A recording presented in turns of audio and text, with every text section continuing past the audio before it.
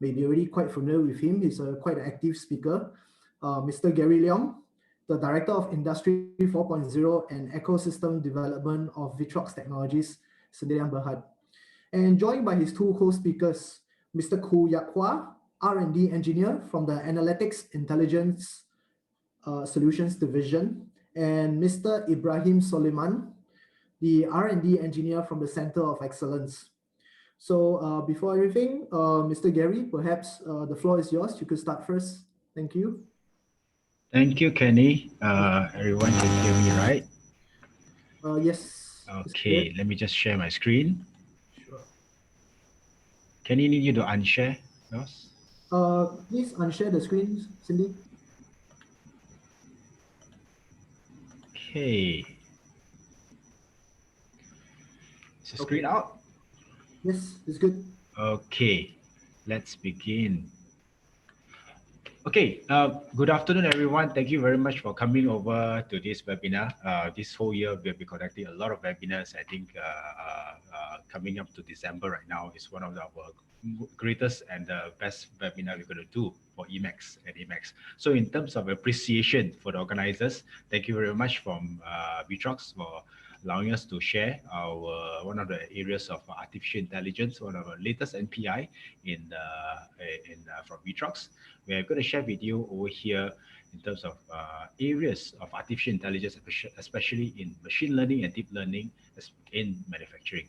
So without further ado, I would introduce to you the whole team that behind the scenes and also to manage this the whole artificial intelligence.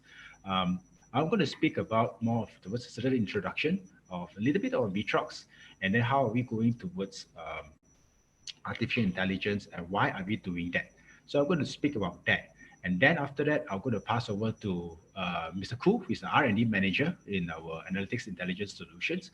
And he will demonstrate to you and also share with you in terms of the deep learning, whereby it's a subset of machine learning and going towards that. And after that, we will go towards Ibrahim. He is one of the renowned R&D engineer from a COE division, and he will share to you how do we apply machine learning as well. Okay, let me just go to you one by one so that we can have this 1 hour of session with us. Thank you very much. So if you have any questions you have for us, please feel free to put on the chat session.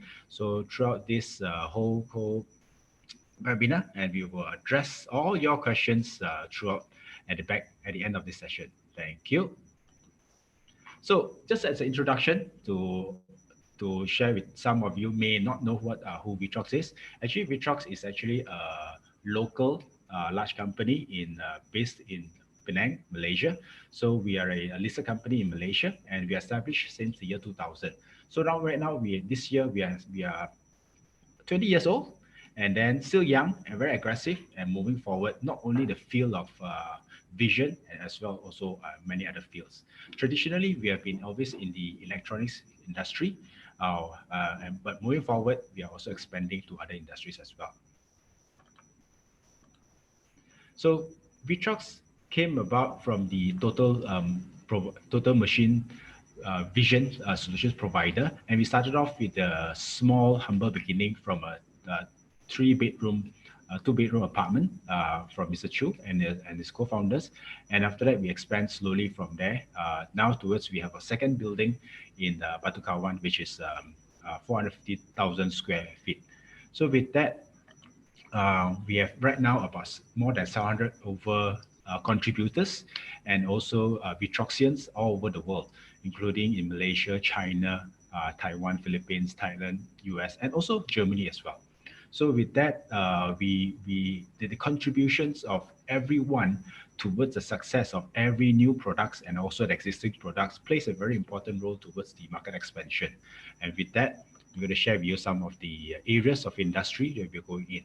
We started off with semiconductor. So semiconductor is where our bread and butter is. And from the machines onwards, we built the robustness and the machine vision in that particular field. Then after that, we moved towards electronics in terms of electronics manufacturing services of inspection. Then after that, we moved to, of course, products like automotive. And now we're moving into pharmaceutical inspection, for example, like tablets. Moving forward in 2021, we will also go into precision farming to address some of the world issues in terms of the farming, as well as PV. Okay, so towards the better earth, the better home. And all this is moving towards, of course, Industry 4.0 with our vision systems. So how does all this come about is actually a lot of areas we did in-house. We did a lot of research and development, and we did a lot of software that actually made our products better and better. And throughout these years of 5 years journey already, so V1 came about through this journey, whereby we try to make our products better. We try to make our customers' products better, better yield, lowest false call, and also as best no reject at all. So from there, data analytics come about before the industry 4.0, and then from there we move around to have our products to be better, and we make our customers' products yield to be higher as well. And from there, we revolutionize some of this product, and then now we are able to offer to our customers the V1 in terms of the digital dashboard, and then with this machine learning and deep learning, we give you the AI analytics. So, problem statements. In manufacturing, there's a lot of problems.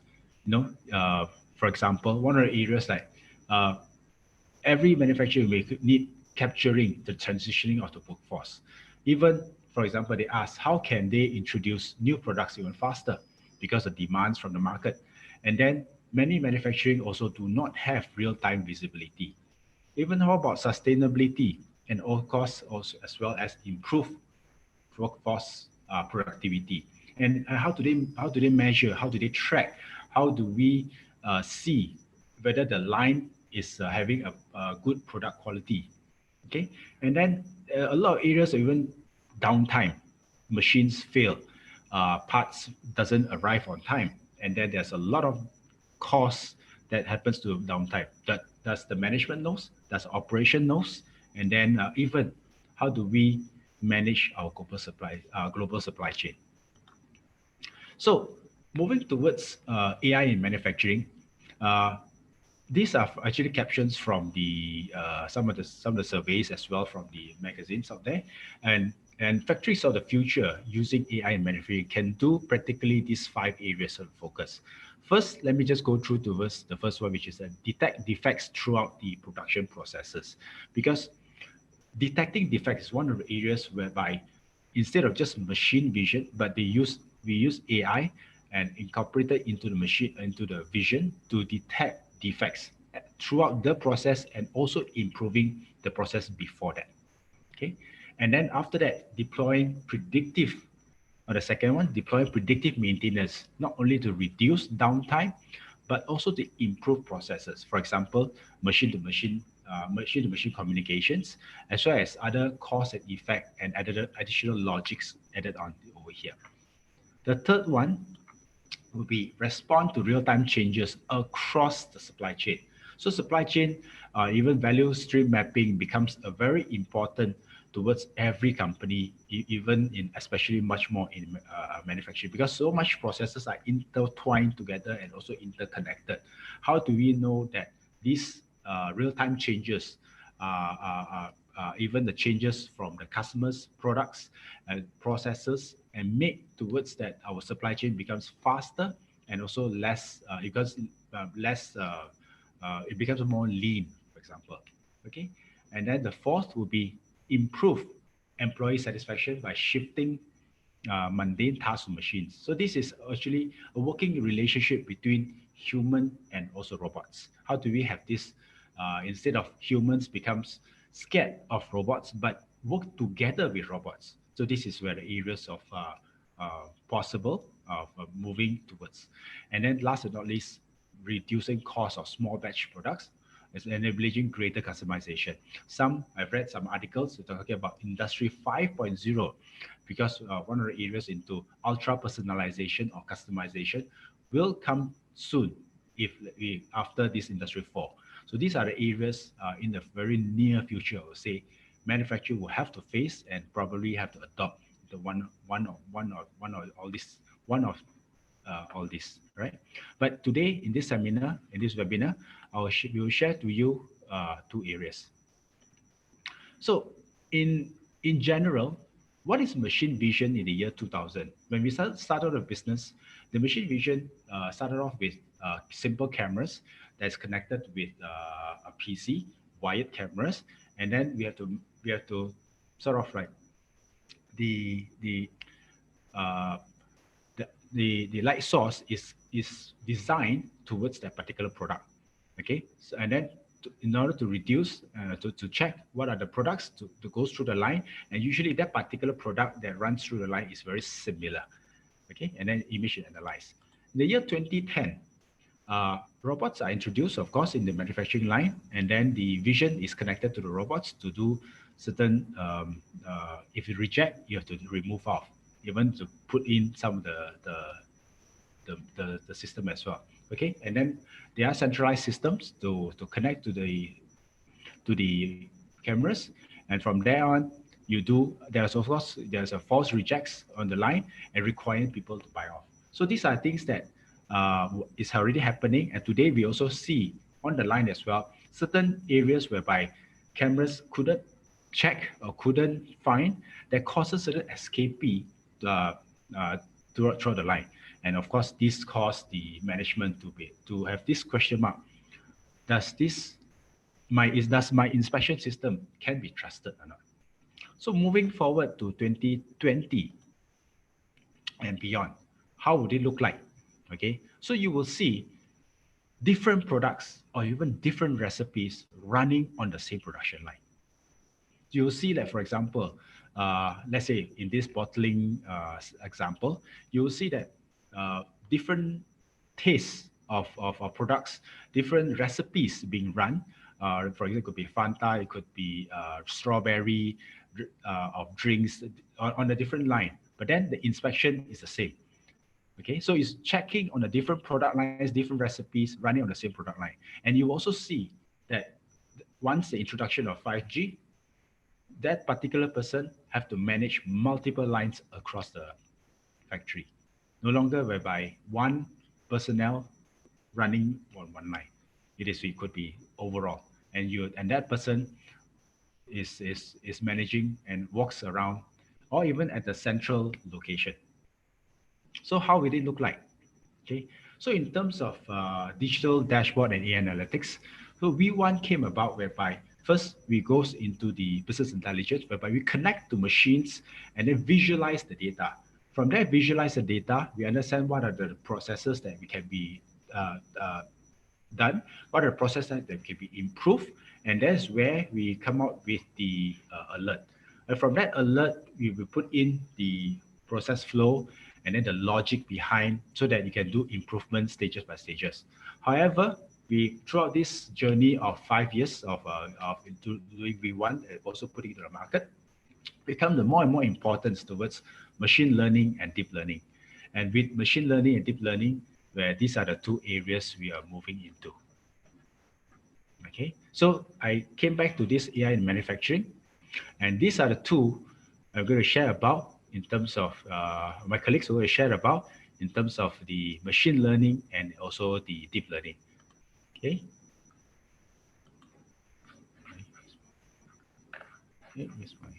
Okay. So in this topic, I'll pass it to Mr. Koo, so he will share more on the deep learning topic. Okay, let me just stop sharing. Thank you, Gary. Let me share the screen.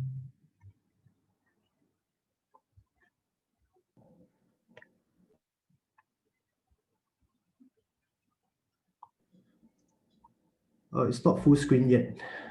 Yep.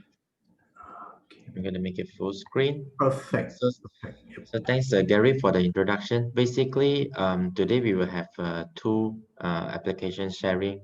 Mainly will be in deep learning, and also the other one will be on the structured data analytics on the workflow. So I'm going to start with a brief history about AI. So basically, AI cover a wide range of the area. whenever we saw any application or any devices that making a little bit smart, we will mention that will probably empowered by AI. So you can trace back in the early days at 1943 Waters, they starting to create the computer model based on neural network. That is the very, very initial beginning of the we call it neural network. Some things that simulate the human brain. So they started small, and until 2009, Prof. Lee Fei start to launch the ImageNet projects. So at that point of time, there are lots of 20,000 classes of images that being stored in the cloud to facilitate or to boost the convolutional neural network research projects. And since then, there is AlexNet deep learning, artificial intelligence models that making lots of hoo-ha in the industry. The industry is getting very excited. So the reason why is in the past, no matter you are using machine learning or any kind of like AI kind of algorithm, the accuracy at most can up to 60%. But with the newer convolutional neural network approach, it may boost up to 90%. That is something that makes the software become practical. But then at that moment, 2009, the hardware acceleration technique is still not yet matured. So 10 years later, 2011, you can find that NVIDIA GPU become a wide range of the products that accelerate the AI. So since then, the AI become practical. There is not making sense that you have a very good accuracy, but during implementation, you may need to take weeks or months to train a model, or you may take a few minutes or up to an hour to, do certain AI analysis on it. So with the GPU, it makes everything in real time and practical. So moving forward, 2020 and moving forward, we could starting to see that you can find that AI will be embedded in many kind of products, no matter it's in electronics fields or any other fields. You will see that very soon. So just a very quick talk about the deep learning. You can see that this is the most famous picture. If you go and Google it up, what is like AI, it may shows you something like this. So basically, the technologies enables you to do this four major component. So what they do is that they can do classification. If you provide an image, it will tell you, well, this is a cat. So imagine that human can recognize that, but how can we teach computer to do this? So deep learning will empower that. Besides of doing classification, it also allows you to do localization, which is they will tell you the cat is the image contains the cats and the cat is here. And after that, it could also detect multiple objects. Despite there is like for example the cats at the behind the scenes, sometimes they might block only half of it. So there is also object detections that are available for us to differentiate multiple different objects in one single image. And lastly, of course, the segmentation, it allows you to segmentize correctly on what is the objects that you are trying to recognize on. So this is typically how deep learnings will able to provide to you. So let's talk about come back to the electronics field. How can we implement those dog or cats recognition techniques into electronics field? So this is a typical SMT line.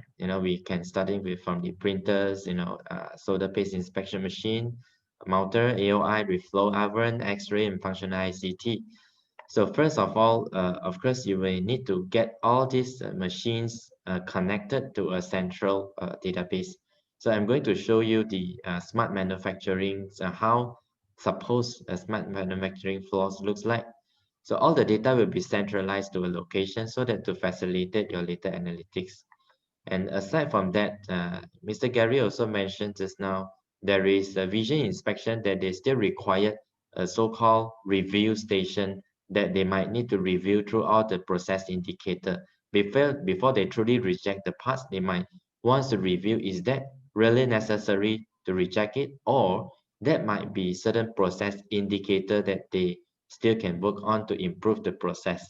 So over here, we mentioned there is a centralized AI review station that you could connect multiple vision system to one single place to do a buyout so that you can reduce your operator workload.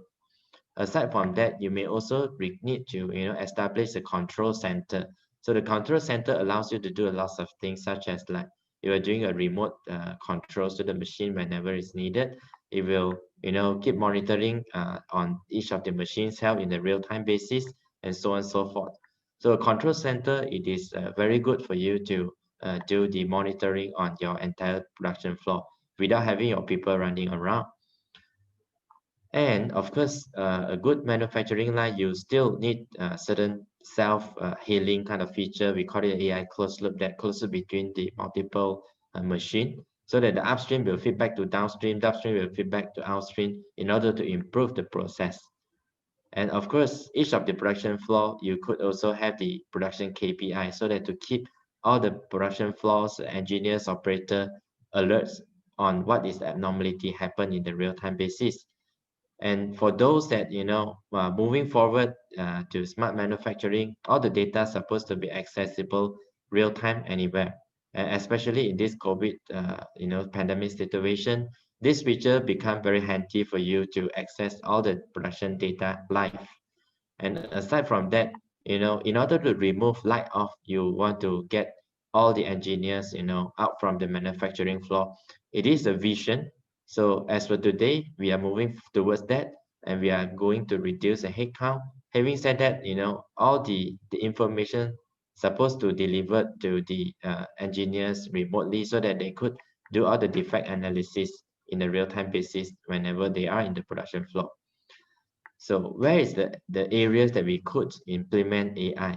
You could see that with the centralized, data store, allows you to do analytics on all the data that you have. And then, for those that access remotely, they would probably interest on the predictive hardware maintenance so that to ensure all your machine condition is always good.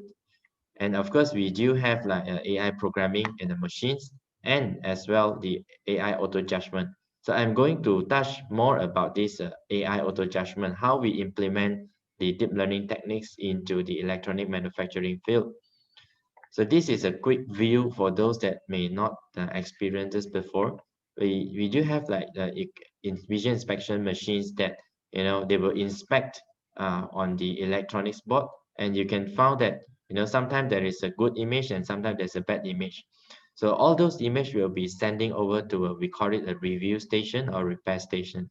So human will be here to review through each of the single defects, and then the bots will be identified which one to send to the next process, which is the good one.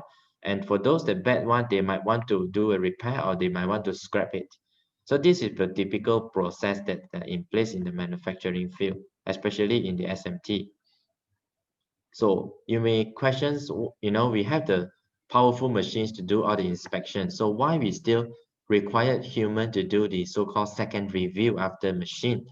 Sometimes when the machine reject the defects, you can see that the glues in the component, the flux might covering certain areas of the component. There are foreign material that own the component. So all those we can call it like marginally accept. It depending on what kind of products that the manufacturers are doing.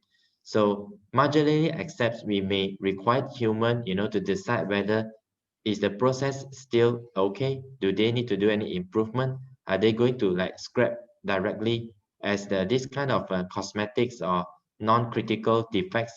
It will not affect any functionality of that particular product. So human will pass it, and then they will treat that as a process indicator, and they might want to fix the flux problem or the glue problem and so on and so forth. So with that, human is in place in the production floor to assist the machine to confirm that they still produce a good yield in the manufacturing line. So with that operation in place, the human operator doing final review is causing the cost might be high. Your productivity might lower because you may need someone to review through every single problems. So even seriously, sometimes when human make mistake, you might causing some of the defects leaking to other process that causing some quality issues. So this is some of the example that you couldn't surprise that some of the components over here the solder joint doesn't join well, to the component, but operators still pass it. So this problem will lead to the back end. The functional tester will test that there is a defect, and then they need to rework on that. So by then, if the defects detect later on, there will be more cost incurred to fix the issues. So what's the difference between AI and human? So human usually, human will tends to make it pass so that it will easier to handle at the back. So that they make it pass, so that I have a better line performance. Even they make it pass if they unsure what defects is that. They just simply make it pass so that they have a better use and they still have chance to fix the issues in the back end. But having said that, that will not be a good approach as all the costs will incur. So whereas for AI, they will tend to make it fail. When they're not sure what is that, they will tend to make it fail. Lesser SKP so that they don't, leak a lot of defects to the back end. And sometimes, they can allow a few different mode in the AI so that when they're making any wrong decision, they still can assist by human. So I will talk a little bit more details on that. This is a typical review station software. So you can see that this component is actually a bad component that it is flipped up. The good component is supposed to be looks like this. So there is a defect list over here. The review action, the operator will need to make it either it's a good one or it's a bad one.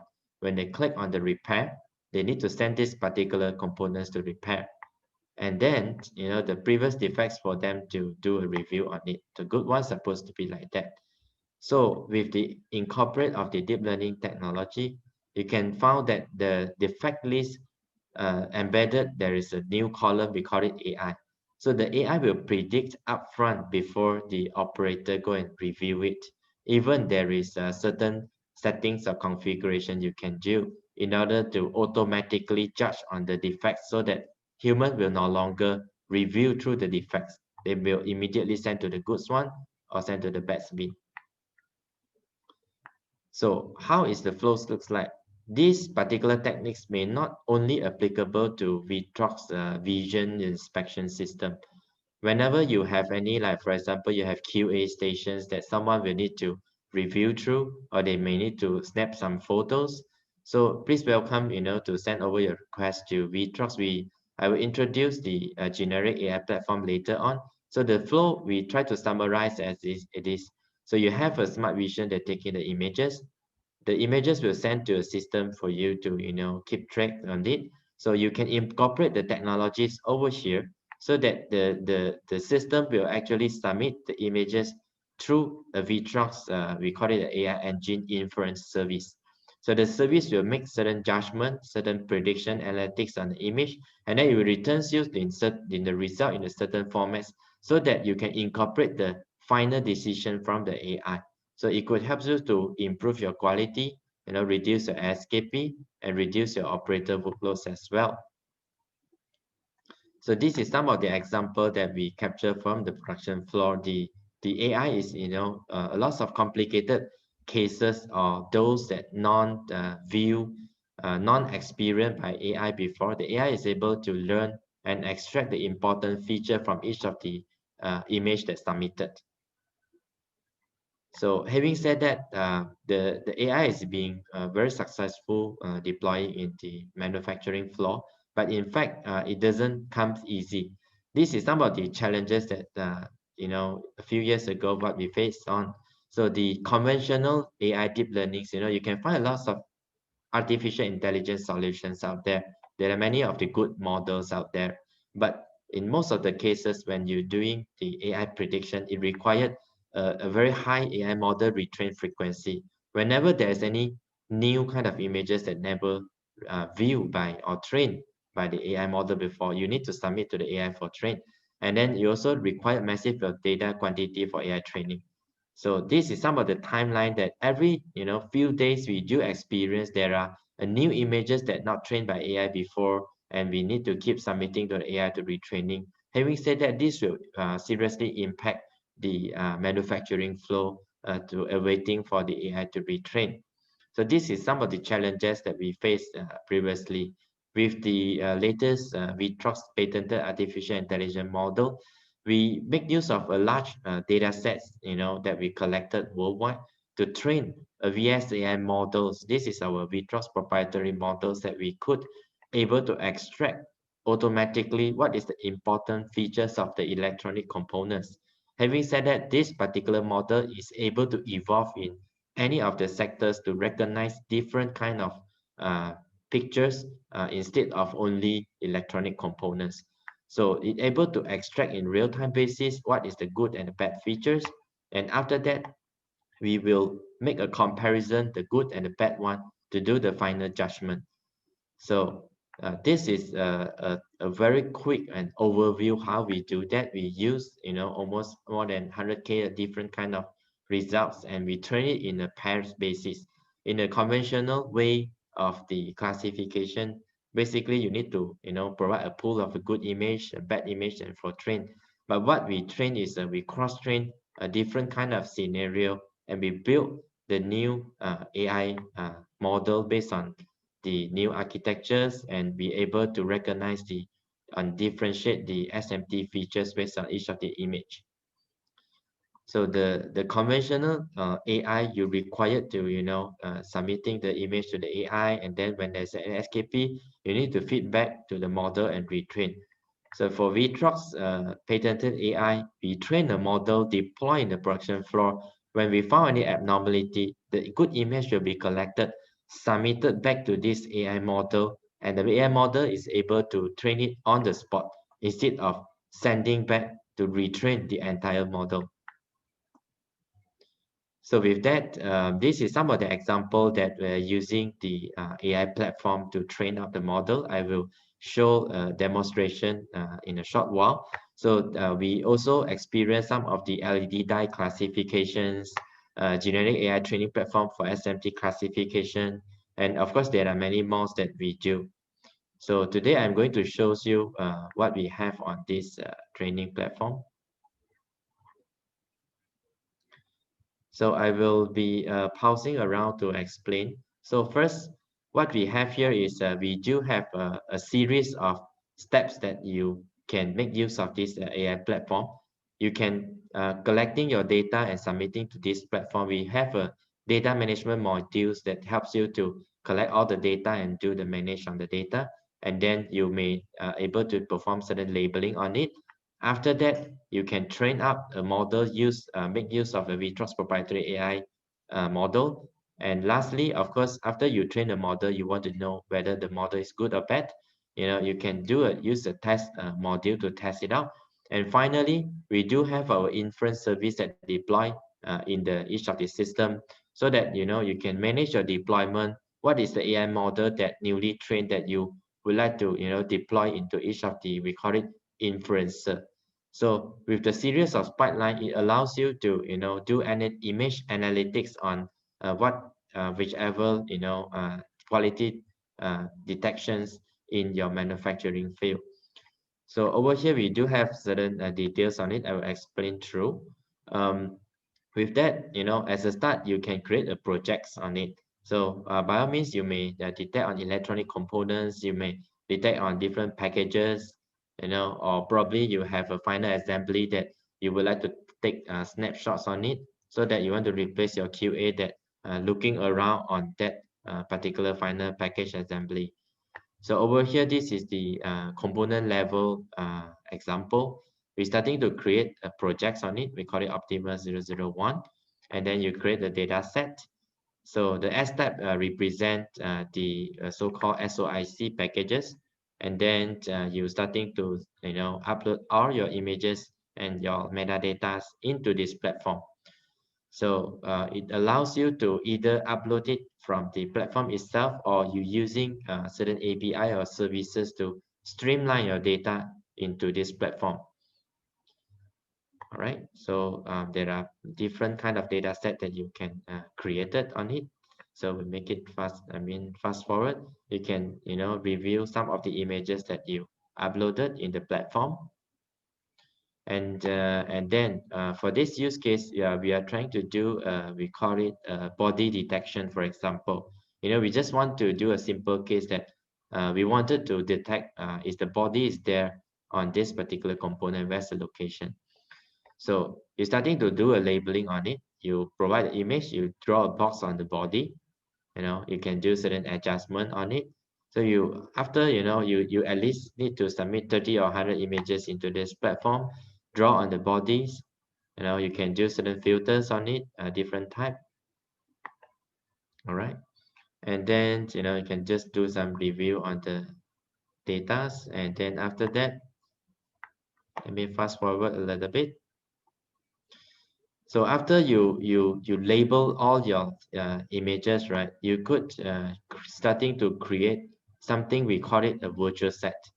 So a virtual set allows you to, sometimes you may upload a set of data maybe every week or every month. So virtual sets allows you to combine different kind of data set into one in order for you to start the training of the model, right? So this particular virtual set is very useful when you want to manage your data in the way that you might every certain quarter you have a new package kind of image that you want to upload into the servers in order for you to facilitate the new training.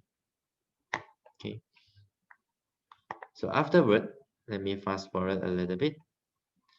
So after that, you can also create a test set. The step will be pretty much similar. So you can create your desired testing set. You may put all the difficult cases into this test set so that you could verify the model that you created later on. Could it be satisfied your production cases? You may want to reserve certain kind of new cases, abnormal cases into this test set so that you can test the model later on. Then we're starting to do a new training on it. So we call it like a body detection, object detection, and we're starting to create a task. So this, it can go very simple, it can go very complicated. All right. So over here, it is a moderate cases that, all the parameter you do not really need to choose, it will suggest you by default. And then you start to train your model. So during the training of the model, right, we do have a visualizations for you to take a look on something, we call it a training loss. You can see that, you can imagine that the lower the graph is, the better the model performance is. All right, so you will continue to train until it converge, or you may stop whenever you're satisfied. Okay, I will fast forward a little bit. You can take a look, each of the, we call it epoch, is each of the training cycle, you can take a look some result snapshot by this model. And then after that, we can test it out, whether we can run the testing on using the model. When you're satisfied, we're starting to do a conversion. Make a pause here.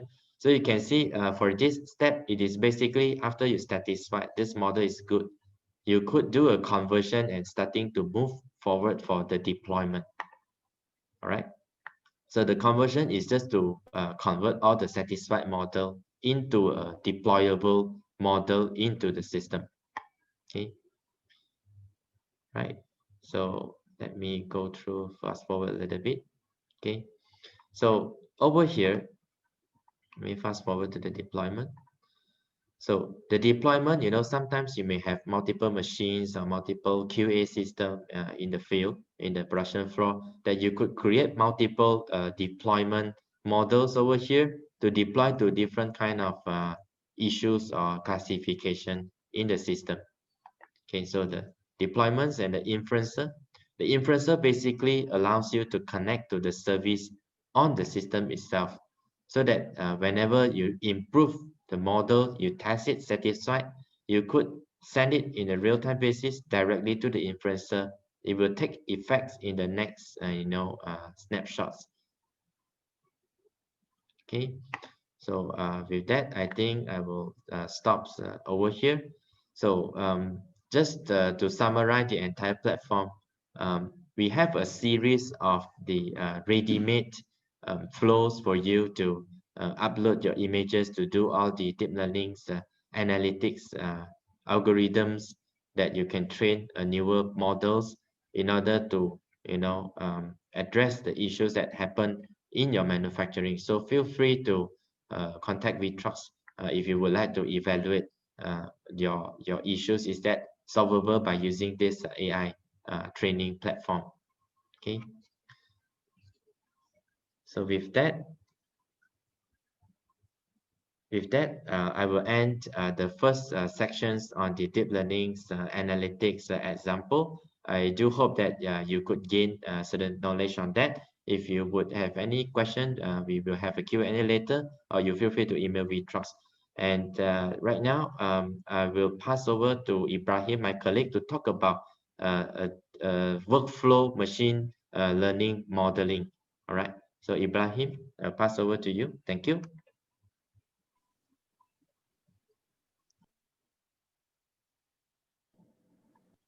Ibrahim, you can share your screen.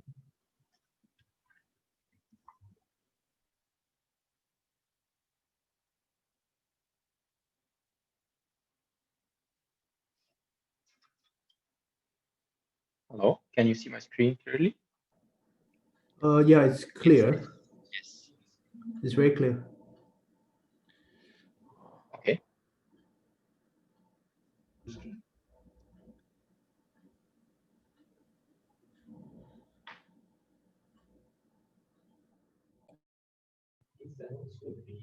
Are you sharing your slides right now?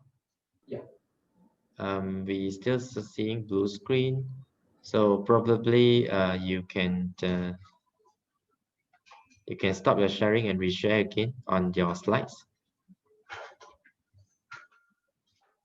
Okay, you try to share again.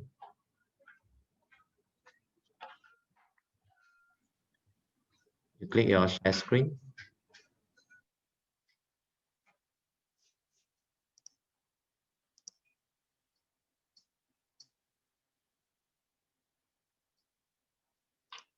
Okay. Yeah. We can see. Okay. Okay. Hello, everyone. Today, we would like to introduce our new remarkable machine learning module as a part of V1 platform. We call it workflow. So machine learning for everyone. At ViTrox, we believe that machine learning should be available and easily accessible by everybody. It's going to be our new electricity. Although there are many machine learning platforms currently available, we observe that each platform seems to target a specific group of people. For example, by taking an expert, we can see that this expert will normally be using a platform A, or he use a coding or programming to develop his own machine learning models. And then on the other side, by looking to a beginner or a beginner user or a junior, he will be using the platform B to develop his machine learning model. And we can see that the platform A will be offering a complicated configuration stuff that the expert can use, but in a platform B, the expert is not satisfied with the performance and the configuration stuff. And also the beginner user will not be able to use platform A because it's not so simple. So we decided to solve this problem. We have designed a unified platform for experts and beginners. It's simple enough for beginner usage and still have an advanced configuration for expert user. So what's our motivation? Why we develop this module?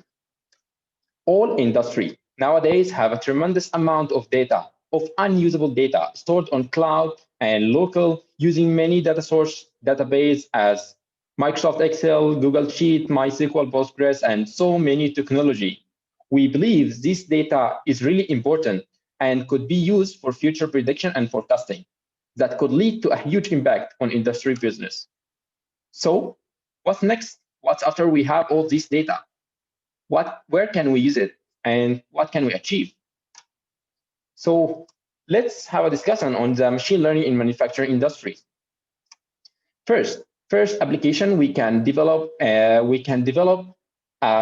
customer segmentation or customer clustering using either supervised or unsupervised learning. Second, we can have a production line predictive maintenance. So this predictive maintenance have been shown in the researchers that it have a 10% reduction in an annual maintenance and it has 20% reduction in downtime. and it has 25% reduction in inspection cost. So this is our second application. Third, by talking about quality control, by detecting anomalies and outlier in product and their packaging through a deep examination of manufacturing products, so industry can stop defects product from ever reaching the market. So research shows that this quality control using machine learning can have a 30% reduction in yield detraction and reducing test costing and reduced scrap rates. So how we can do this? First, you either have the first option that you have, you can hire a programmer, and then this programmer will spend a lot of time developing his own machine learning from scratch, his own machine learning model from scratch, according to your use case. Second, you can have a normal user or an IT specialist that he can, powered by V1, that he can develop and achieve same goals in an efficient, faster, and easier way. So what are we trying to do here? We are trying to make use of tabulated data for future prediction with a minimal effort and coding expertise. So now I think we can have a clear definition for our workflow module. It's an interactive drag and drop flow-based development module for visual programming with a machine learning capabilities. So let's have a look on the machine learning pipeline. First, we will have a data set. And after we have a data set, we can perform a data preparation where normally the data set will have an empty value or a non-value, a missing value, and all the type will not be unified. So we will need to have some data preparation and pre-processing on our data set. Second, we offer model training. We offer 8 classification algorithm, 8 regression algorithm, and 1 clustering algorithm that you can train your data on it. Third, model evaluation. So we offer model evaluation, so you can have a model evaluation on accuracy, on a runtime, and you can see the performance of your model before you deploy it. Fourth step, we have the model deployment, where you will be able to deploy your model using HTTP server, and you also will be able to, if you want to run your model in a specific time every day and so on a cron job. So let's start the interesting part. It's a time for demo. Today, I will be demonstrating manufacturing predictive maintenance using a public data set.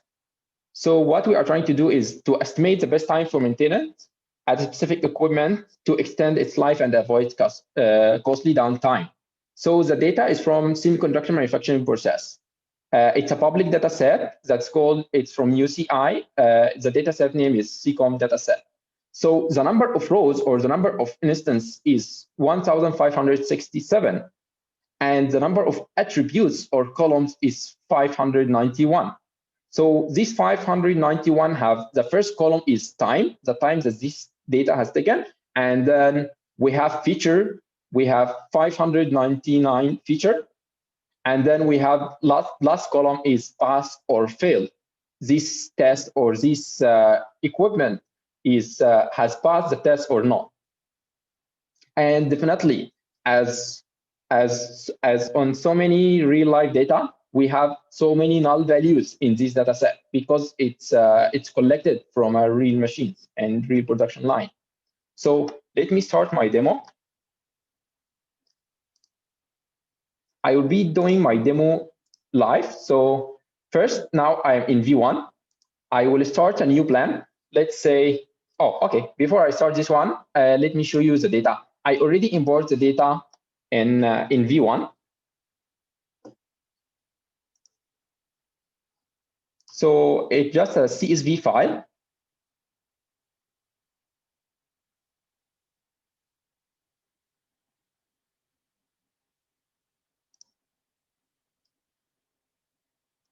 Okay, we can see the data here. We can see like 599 feature. And then at the end, we have pass and fail, -1 mean pass, one mean fail. So this data I already imported in V1. So now I will be using this data. So I will start a new plan. Let's say CCOM training.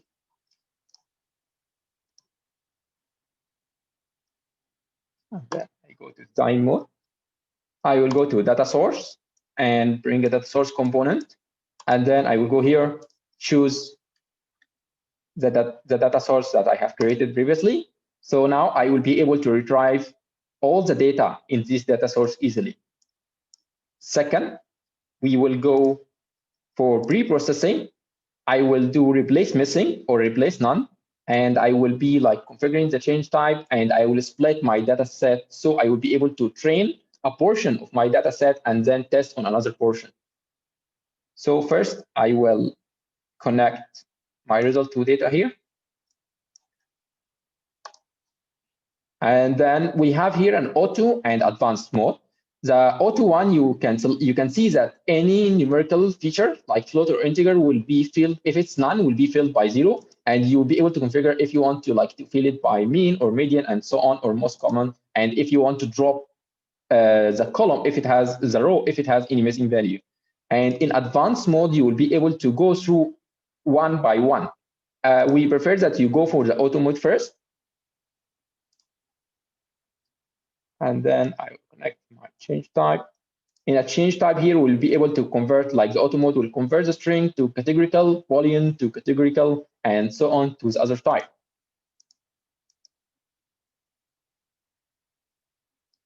Okay. So now we are ready to split our data set. So I will choose 80% for training and 20% for testing.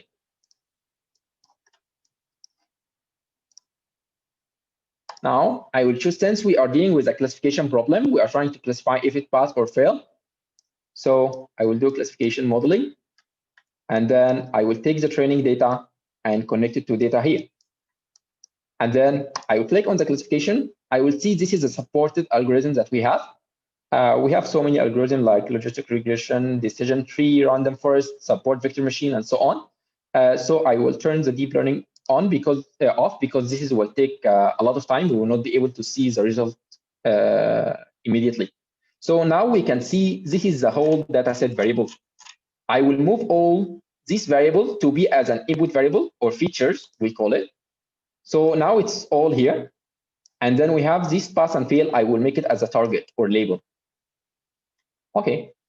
So I think now we can be, we are ready. We just can connect the visualizer, the modeling visualizer, to output to be able to see the performance of our model. I think we are ready to start our training now.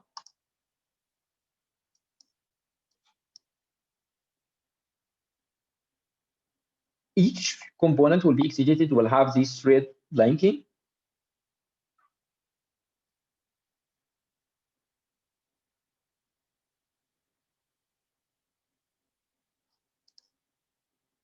Let's wait for the middle visualizer. Yeah, the performance is out already. Okay, we can see that logistic regression is achieving 93% accuracy, 100% for decision tree, random forest, and so on. So this is a training accuracy. Normally, we don't rely on the training accuracy so much.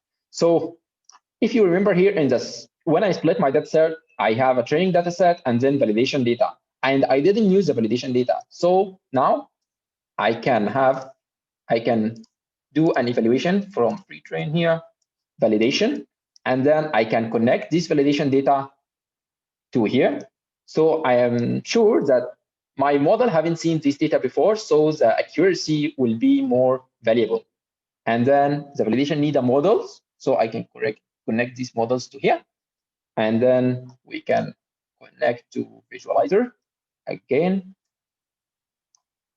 Okay. Okay, we can start another round.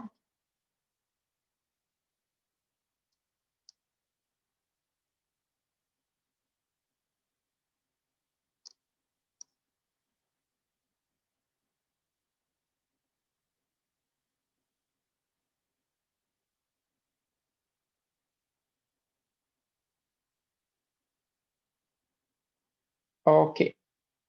Now we can see the validation accuracy. Okay, logistic regression 93, 87, 93, 94. So we can see that support vector machine and stochastic gradient descent is the highest. Okay, so if we are satisfied with this result, we should store our model, because now all the model is just an instance for this runtime. So this storing model is just, you can provide the models to it, and then it will be overriding the models if it doesn't exist. If it exists, it will override it. And then we are ready to run this one as a last cycle.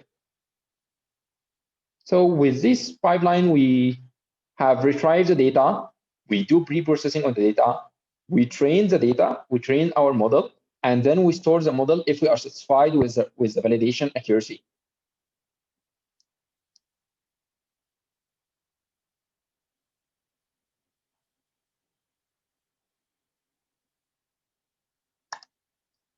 Okay, I think now we can have an evaluation. We can start a new plan. Actually, if you are not, if you wouldn't like to drag and drop all this stuff, we still have some pre-built templates that you can use. So if you want to do training, you can easily just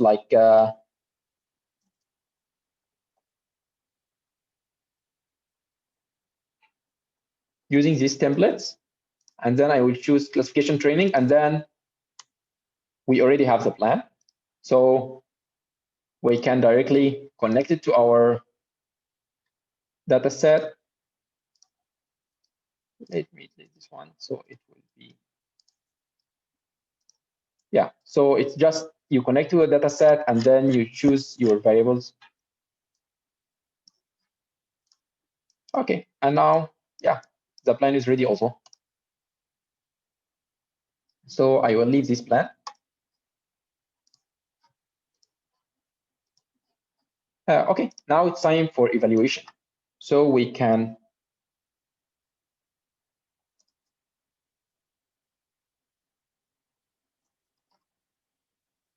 evaluate the model by using model inference template. Okay, so we have this template. This template, what it's doing, it's having a data source also that drives the data, and then we can choose the data set, and then we have retrieve model that we can choose the models that we have trained on. So I choose second training, and then we can see all the models available here. So I can turn off some of them, and I will be able to see what is the last date modify the model has renewed, and I can delete it, and I can load it, unload it, and so on. So let's have all these algorithms on. Okay, in this part, if I want to do evaluation, I will read this inference, because the inference is only when you want to when you have a data set and you want to have an output. But I want now to compare my ground truth or label with my prediction, so I will change it with evaluation.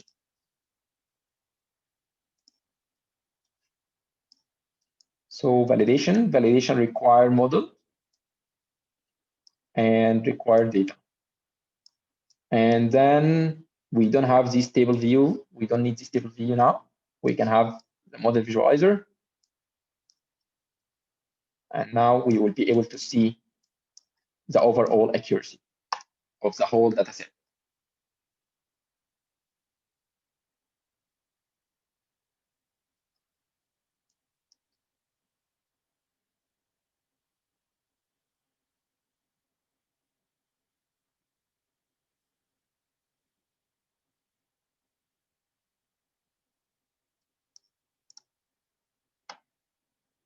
Okay, we can see the overall accuracy is for decision tree and random forest, is the highest, 97%, 98% accurate. That's really accurate. I mean, for predicting if the test will pass or fail, and definitely by this data, you will be able to predict the maintenance, if you want to have a maintenance or not. So let me have another view that I did it. Is here we are trying to do inference, but we are trying to have the result in a table view. So what I did here, I take the data and I did some Python code here that merge the data and prediction to be beside each other. So If we look to this table view, let's say from the first, so you'll be able to see index, prediction, and label, and you'll be able to see one by one where it has a mistake or where it has any wrong prediction.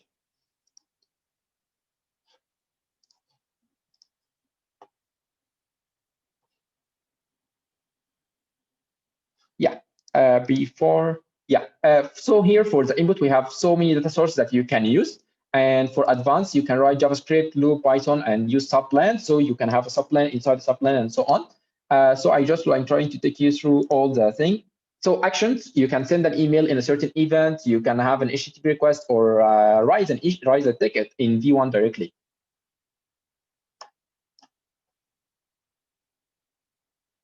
Okay, let me back to the slide again.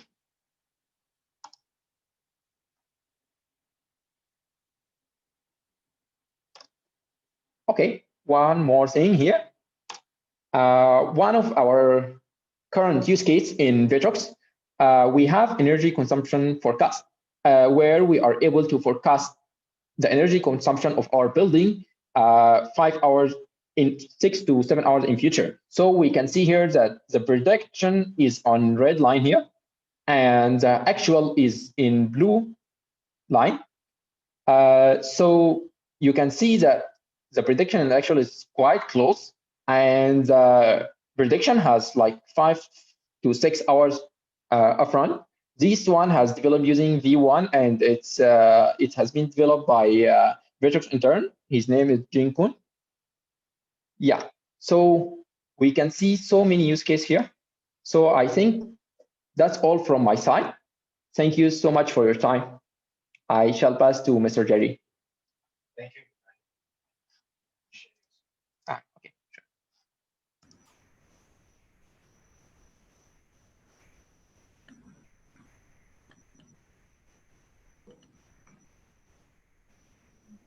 So Gary, you want to add on something? Okay, that was. I hope it's not complicated. And to me, of course, as a layman's point of view, it looks a lot of drag and drop, and then labeling of very different images and labeling of classification. But if you compare all this to writing codes, I would prefer to drag and drop. Would you agree with me? So you see, so today we're coming towards 2020, and artificial intelligence or artificial narrow intelligence is becoming much more reality today.